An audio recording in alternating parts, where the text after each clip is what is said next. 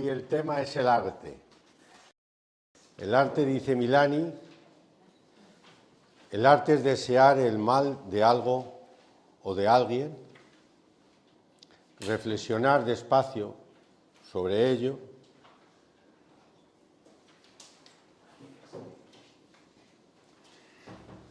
buscar la ayuda de algunos amigos para un trabajo paciente en equipo y poco a poco va saliendo a flote lo que hay de verdadero bajo el odio.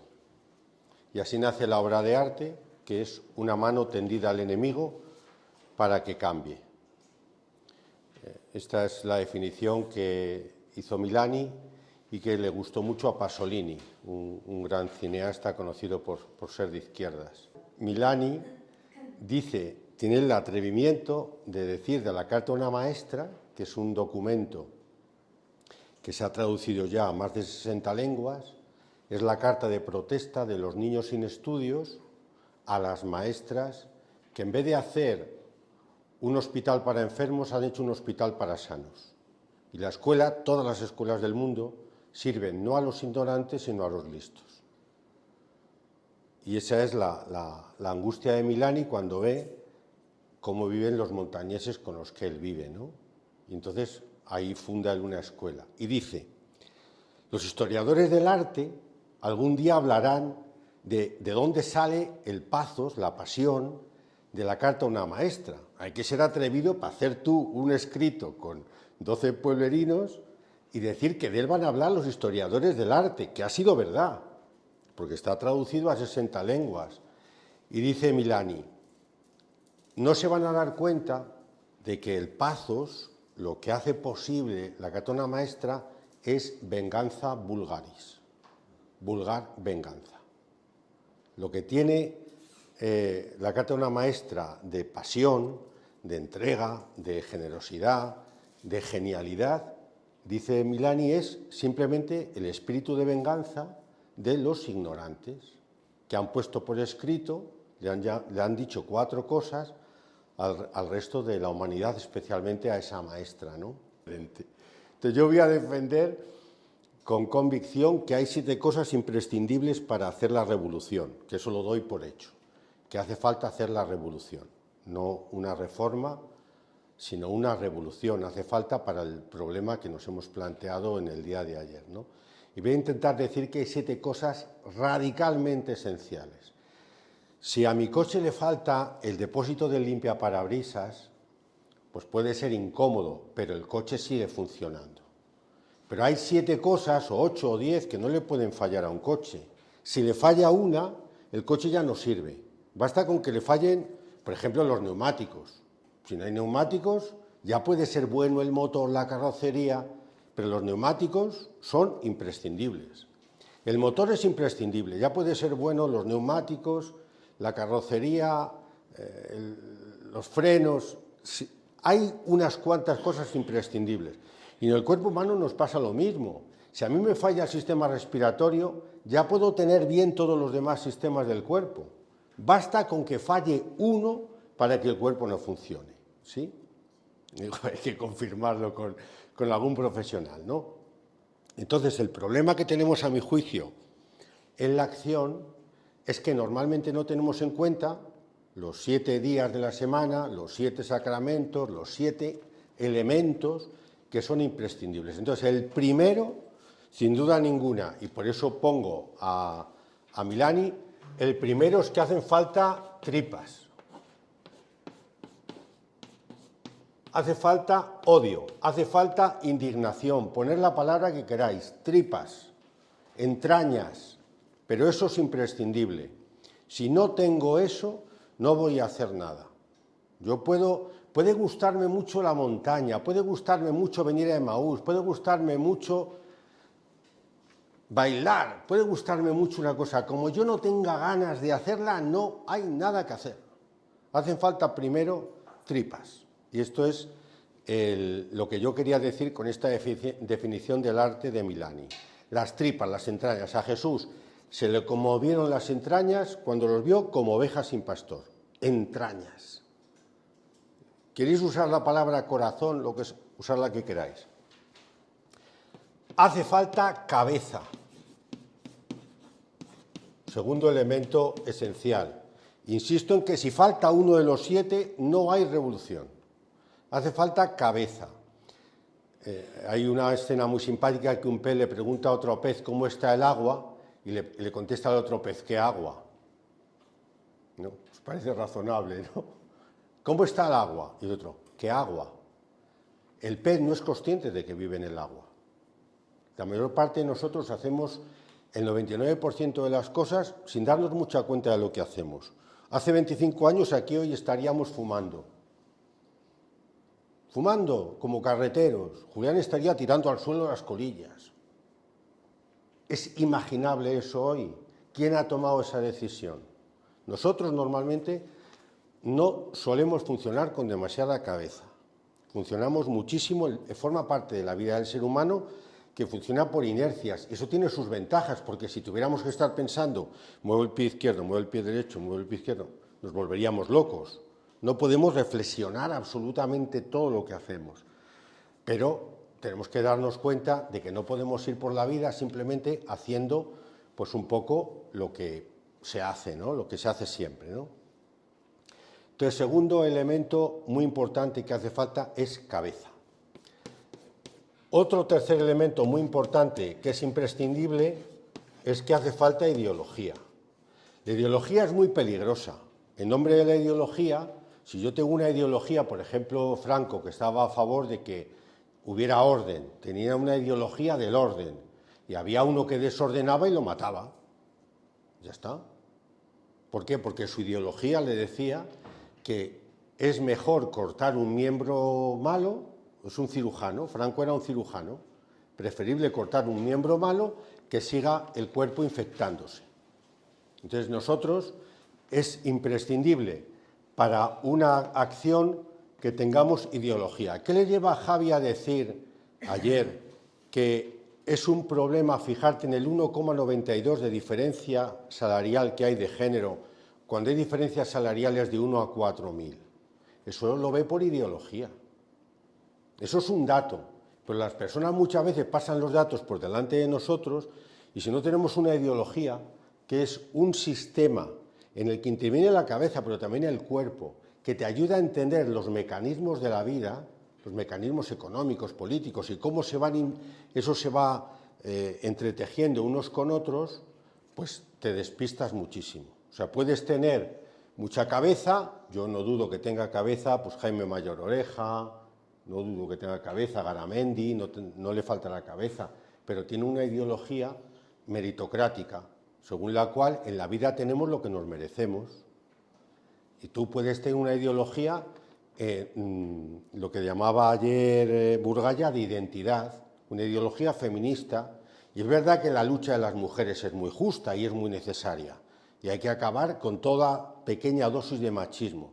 Eso es verdad, pero si eso lo contrapones con la lucha de clases, con que en el mundo estamos divididos entre ricos y pobres, pues entonces te pierdes. En este sentido, es imprescindible una ideología. Entonces, podemos luego dialogar, pero personas con muchas tripas y que no tengan cabeza, normalmente van a ser víctimas de los que tengamos ideología. Podemos ser más o menos hábiles y podemos manipular a 1 o a 2 o a 800. Pero si tienes tripas y no tienes cabeza, los de ideología te llevan donde ellos quieren. Y tú vas y haces y haces y haces. No quiero recomendar muchos libros, pero uno buenísimo, si tenéis costumbre de leer autobiografías, la autobiografía de Valentín González, el comunista, el campesino. Un hombre... Pero fijaros el título ahora que estamos vendiendo, elegí la independencia. Yo elegí la esclavitud. Es colosal. Si leéis una biografía cada 3 años, esa es de las que se puede leer. ¿Qué cuenta Valentín González? Él es de la Segunda República, comunista acérrimo, le espera un barco en Ámsterdam o en Rotterdam, es tan importante en el gobierno de la República que para ir al exilio le esperan a él en Rotterdam, llega a Rotterdam, monta en el barco llega a Rusia y se encuentra que como él es un jefe comunista, para él hay hotel con putas, limpiabotas. El tío acaba criticando al comunismo y escapándose de Rusia a otro exilio, ¿no? ¿Qué tiene Valentín González? Cabeza cero, cosa muy típica de los comunistas de los años 30 en España, mucha ideología y muchas tripas.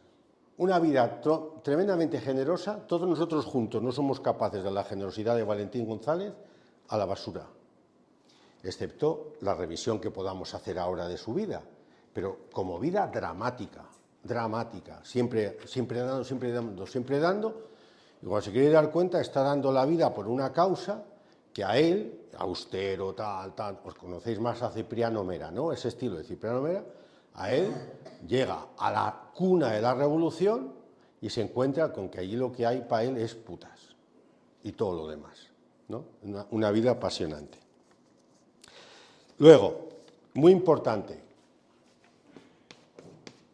necesita revisión.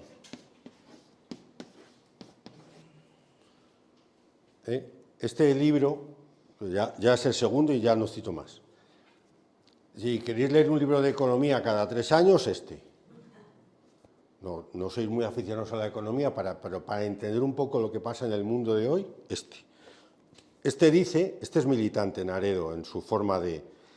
Dice que la gente partidaria de la revolución hemos sido tan exagerados que nos parecemos a Sísifo levantando una y otra vez la pelota. Y una y otra vez vuelve a caer. Dice, estamos agotados de críticas. Es colosal todo el libro. Esta es una más de las ideas. Pero si queréis saber, por ejemplo, que es mentira que Adam Smith sea el superpartidario del liberalismo, eso está aquí también. Adam Smith, cuando dicen de Adam Smith, no, es que Adam Smith decía que el egoísmo es el motor de la realidad. No, señor. La palabra que usa es self-love, la autoestima. Y no es importante la autoestima, pues ya lo decía Adam Smith. Importante, hay que amarse, pues claro, de cajón. Eso no tiene nada que ver con decir que el motor de la vida es el egoísmo, ¿no? Y yo creo que no lo dice del todo, pero de la lectura de Naredo, yo creo que se saca la causa de por qué hoy el paternalismo es tan fuerte. O sea, hoy el paternalismo, a mi juicio, es tan fuerte en todos los terrenos porque estamos agotados de la crítica. Ha sido tan agotadora la crítica y ha sido tan decepcionante el final del Mayo francés, de la Revolución rusa. O sea, pensar que en España se debatió seriamente si unirse o no a ser pro-bolchevique. Pero es que todavía hay gente por ahí partidaria de la Segunda República. O sea, una cosa que a poco que estudies, digo, la Segunda República... Los jóvenes se sorprenden cuando... a mí me pasó una escena muy simpática porque discutiendo un poquito con gente joven, yo decía, pero si Franco era republicano. Y entonces unos se llamaban a otros, ¿no? A los que creen ellos que saben más, ¿no? Y dice, oye, Enrique, pero Franco era republicano. Dice que Franco era republicano, ¿no? Entonces, en España, o sea, ha habido gente que ha dado mucho, no un poco, no un fin de semana. O sea, gente que se quedaba sin su ropa, sin su casa, por esas causas, ¿no? Entonces, a mí me parece que estamos ahora en un pendulazo paternalista de lo decepcionante que ha sido una revolución tan fracasada y que no nos ha llevado demasiado lejos, ¿no? Entonces, este punto sería esencial. Hace falta una revisión. Si tenéis ganas de leer algo de economía, Naredo. Y luego, si hemos dicho, podríamos decir corazón, cabeza, esto es cabeza en el fondo y vida, ¿no? Porque la ideología influye mucho cómo vivamos, ¿no? Pero nos faltarían todavía las manos, ¿no? Esto creo que estaréis todos de acuerdo. Hemos cantado, hemos hecho oraciones de las manos, canciones de las manos. Nos quedaría todavía la parte de las manos en la que vamos a pararnos un poco, ¿no? Para las manos, decimos ahí, punto 5, se necesita distinguir. Vamos a empezar muy brevemente por lo último. Hace falta una táctica, o sea, haría falta distinguir, el punto 5 sería este, y luego, como en la historia del PSOE, del Partido Socialista Obrero Español, hace falta un programa máximo y un programa mínimo. Entonces, en la táctica, cuando yo digo que hace falta distinguir, aunque me he saltado aquí al final, quería contaros un hecho que a mi juicio es revelador. En agosto de este año, un muchacho de 16 años se tira al mar en Güímar, en Tenerife, y queda con una parálisis tetrapléjico, 93% de discapacidad, ¿no? Una familia normal y corriente. Cuando tú ves a la madre separados, pero ves a la madre atendiendo al muchacho en Gran Canaria. Los medulares de Tenerife, los pacientes de medulares importantes, pasan de Tenerife a Gran Canaria. Pues ahí el hospital es mejor. Entonces, este muchacho, allí ingresado, cuando se plantean volver de alguna manera en Navidades a Tenerife, tiene el problema de que con ese tipo de sillas y cama y grúa, etcétera, etcétera, no, en su vivienda no pueden estar, ¿no? Entonces empiezan a pedir vivienda y empiezan a darle largas. Entonces aparecen unos activistas, que vamos, conocemos algo, pero gente activista que tiene un muy buen análisis del problema de la vivienda. Yo tengo entrevistas con Eloy Cuadra, que compraba autogestión cuando íbamos a la Universidad de Tenerife a vender autogestión. Él siempre compraba autogestión, había sido guardia civil, y se salió de guardia civil y decidió meterse en esos mundillos. Tiene un análisis de la vivienda en Canarias posiblemente de los mejores. Pues mira, hay tantas viviendas vacías, hay tanto tal, esto es lo que hace Visocan, la empresa pública del gobierno, esto es lo que hace este, es lo que hace el otro. Y esta gente le dice, dialoga con Jenny, la mamá de Hugo, y se ponen de acuerdo para reclamar la vivienda para Hugo. Un martes están ellos en esta pelea. Yo un martes le llamo por la radio a Eloy para que cuente en la radio la manifestación que va a haber el sábado. Esto un martes, y el miércoles le conceden la vivienda. Entonces tuve que rehacer la entrevista. Yo grabo los martes y el programa sale en jueves, en principio, ¿no? Entonces tuve que llamarle el miércoles, hay que rehacer el hoy, tenemos que rehacer la entrevista y tal.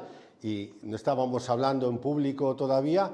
Y digo, bueno, esto es una sorpresa, ¿no? Esto es lo lógico, esto es lo que esperábamos que pasara. Un tetrapléjico de otra isla, tal, una vivienda, pues eso se logra. ¿Qué ha hecho Eloy?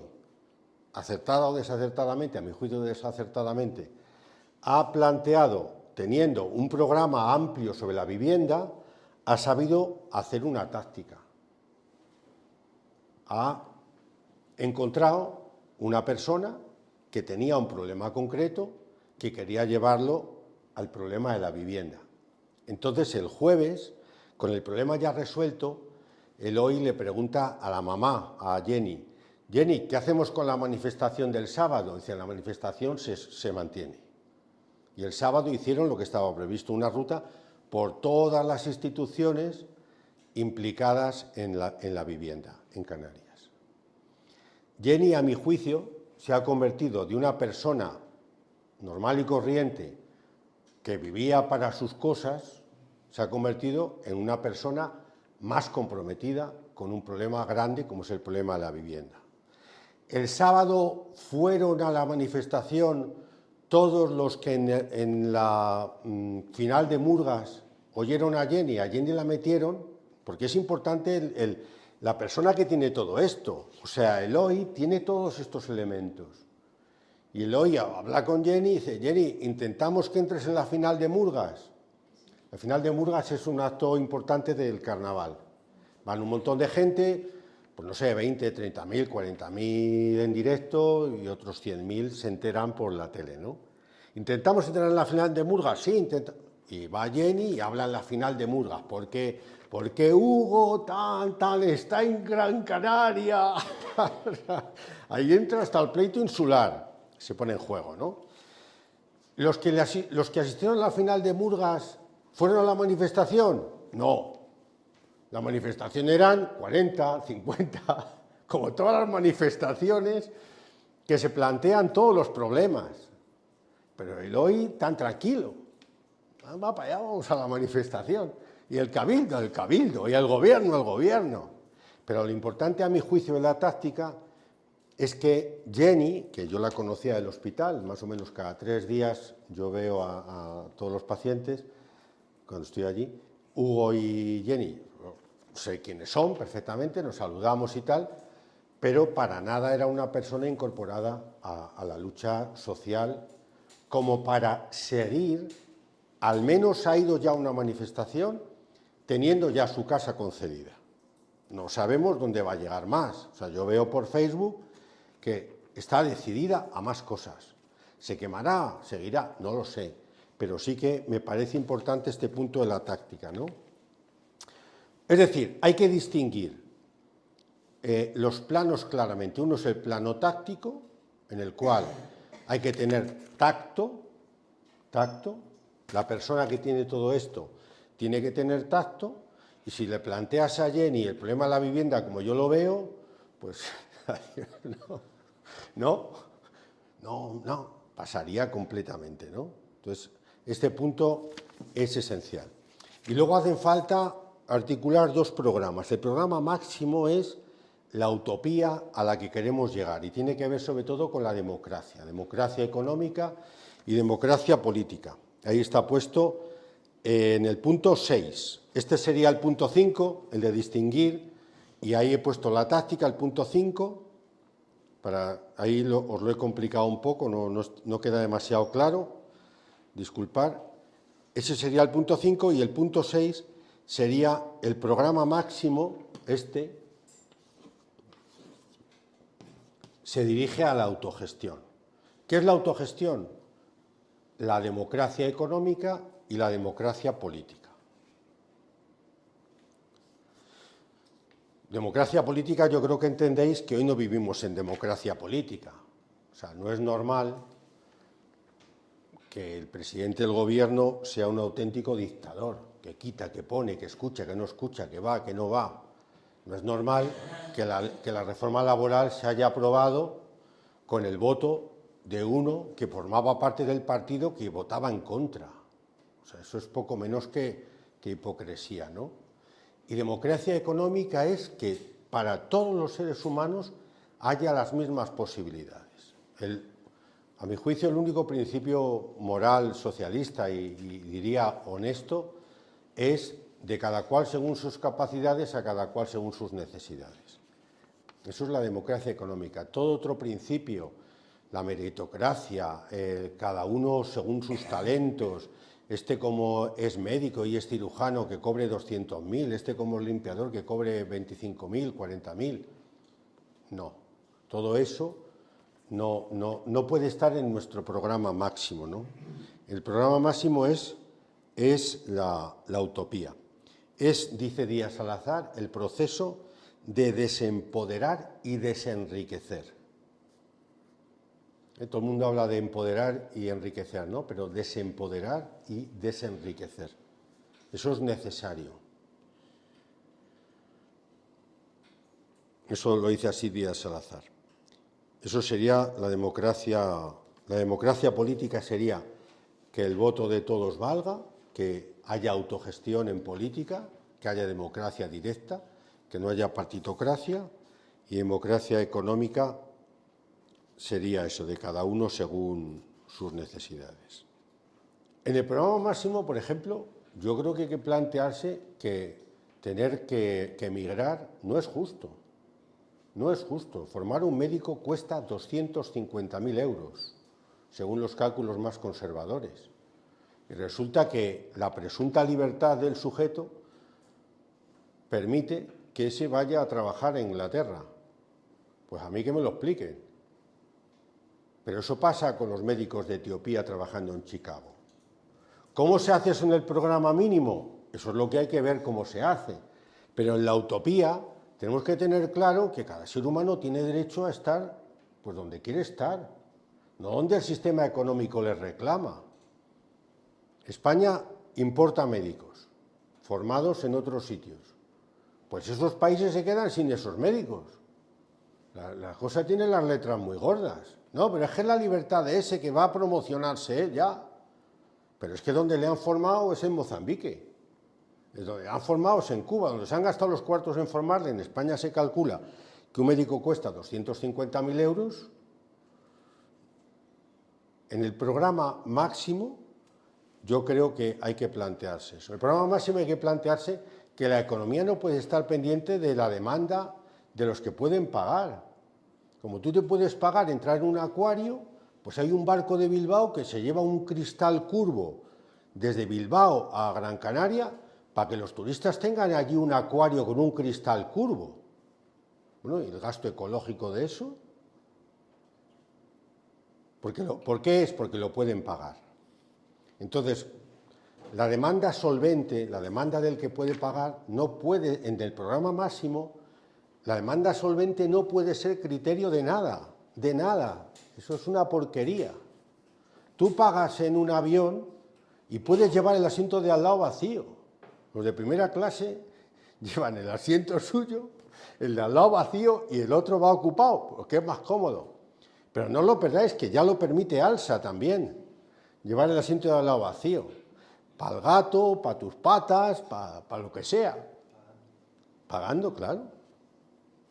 Y luego, pues a veces te encuentras con que hay un señor de 150, 180 kilos sentado en un asiento que cada vez que pasan con el carromato aquel tienen que decir que se mueva un poco, que se encoja. El hombre cuando se levanta se le ve todo el culo. Es terrible, ¿no? Pero un poco más adelante hay un niño de 30 kilos con asiento y medio, porque su papá o su mamá, indistintamente papá o mamá, es ejecutivo. Y allá va. Entonces yo creo que en el programa máximo hay que ser durísimos con la demanda solvente. En el programa máximo hay que plantearse cosas serias como esa, ¿no? Que todo el mundo tenga lo suficiente para vivir. Vamos al programa mínimo porque si no se nos va el tiempo, ¿no? El programa mínimo yo he puesto ahí que tiene al menos 5 cosas. Una, el manejo de la información. O sea, la democracia pasa porque todos tengamos información. Todavía no sabemos por qué en 2022, sin pandemia, ha muerto más gente que en 2021. Pues no se sabe. No se sabe. No. Sí, el dato se tiene. Ha muerto más gente. Solo da un organismo oficial, el MOMO, que te dice que han muerto más gente de la esperada, en 22 que en 21. ¿Pero por qué? No se sabe. Yo creo que en el manejo de la información es muy importante intentar que algunas cifras nos entren en la cabeza. Por ejemplo, está la gente escandalizada con el ministerio, que a mí no me gusta mucho, por el Ministerio de Igualdad. Eso son 500 millones de euros. Es que nos estamos gastando 500 millones de euros. 500 millones de euros en la economía nacional son caca de vaca. 500 millones de euros se gasta, os gastáis, nos gastamos, en el descuento de residentes de Canarias, para los aviones de los canarios. ¿Es más eso que el Ministerio de Igualdad? Pues se gasta lo mismo. Hay que intentar meter algunas cifras un poco en la cabeza para entender lo que pasa. ¿Qué significa pagar el 20% de IVA? Que tanto con Rajoy como con Zapatero se nos subió el IVA del 16 al 18 y del 18 al 21. ¿Eso qué significa en la economía? Cuando tú vas a comprar un coche, tienes que darte cuenta de lo que estás pagando de IVA.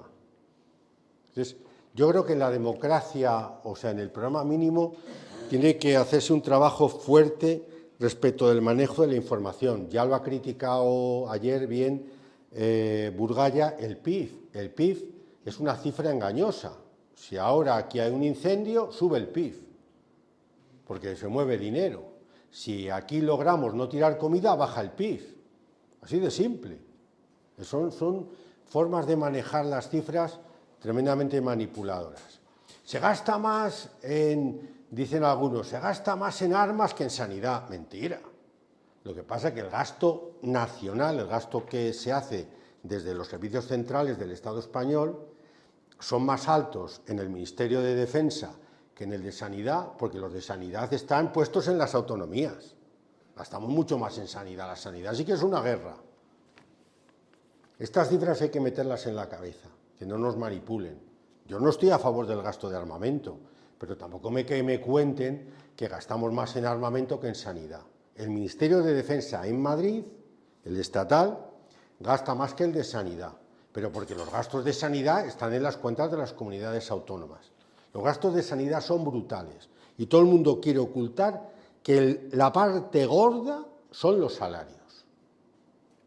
Ahora iremos a la marea blanca y a la marea verde. Y yo pues, no sé si iré, pero si voy, iré refunfuñando. Porque una parte gorda de la marea blanca es dinero. 2.500 médicos en Canarias cobran más que el presidente del gobierno. Y te quieren colar bajo el nombre de sanidad pública. ¿Pero cómo que pública? Usted está haciendo aquí un negocio privado del carajo. ¿Cómo que pública? Gasto en medicamentos, por ejemplo. Un segundo punto muy importante, el salario, la remuneración del trabajo. El tema central de la economía es cómo se paga el salario. Y ahí no voy a entrar en lo del salario medio, salario mediano, pero eso es interesante. Tener una cierta idea de lo que se va en salarios. En el mundo de lo público, normalmente más de la mitad. El salario mediano es el que separa a nosotros en la mitad que cobra más que ese salario, la mitad que cobra por debajo de ese salario, ¿no? Ese concepto es mucho más interesante que el salario medio. Los salarios medios los suben mucho, pues por ejemplo, los empleados de la industria química, o empleados con sindicatos fuertes hacen que, no, en España el salario medio es tanto. Bueno, depende, ¿no? Luego es muy importante ajustar el Estado. El Estado yo le he puesto aquí bulímico y anoréxico. ¿Estamos a favor del Estado o en contra del Estado? Depende. La Thatcher, que era enemiga del Estado, tenía un 45% de la economía, pasaba por el Estado. Franco, que no sería muy pro Estado, fabricaba... La SEAT fabricaba coches. O sea, el problema es que el Estado hay que adelgazarlo en lo que tiene de injusto y hay que engrosarlo en lo que tenga de justo. No simplemente menos Estado, más Estado, sino hay que ajustarlo a que haga justicia. Ese para mí es el tema importante, no el tema de más Estado o menos Estado. Luego yo creo que no podemos dejar de plantearnos los modelos de gestión política. Por ejemplo, hay bastante gente que piensa que el problema político primero de nuestro país es la ley electoral. Es la que hace que el nacionalismo tenga un peso enorme, es la que hace que los partidos pequeños sean perjudicados porque estamos en circunscripciones provinciales. Eso no se puede dejar al lado. Y luego, punto final y muy importante, los de abajo solo pueden cambiar realmente la economía desde la política.